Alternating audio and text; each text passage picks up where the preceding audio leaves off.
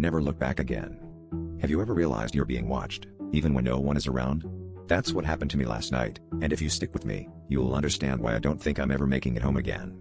I was cutting through the city like usual, earbuds in, when I noticed a narrow alley splitting off from a street I've walked down 100 times. It was so thin it looked like it barely existed, a dark seam in the city's skin. Something about it pulled me in, like I was remembering a dream I'd never had. As I stepped inside, I was hit with the smell of damp concrete. The walls were plastered with old, weathered posters, faces staring back at me, their eyes hollow and urgent. I slowed, squinting at the names. Each missing person looked eerily familiar. Blonde hair. Crooked smile. That scar above the eyebrow. My heart thudded as I realized every poster was of me, but with different names and dates, decades apart, some even before I was born. The alley seemed to stretch the further I walked, the light behind me fading until the air was sharp and cold.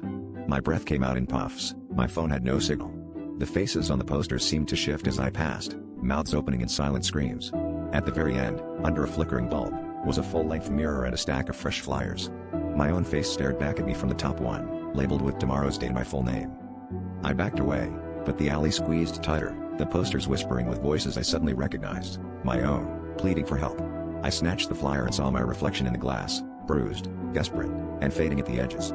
The last thing I remember is the mirror's surface rippling as icy hands pulled me through. If you see a poster with my face on it, don't look away. It might be your turn next.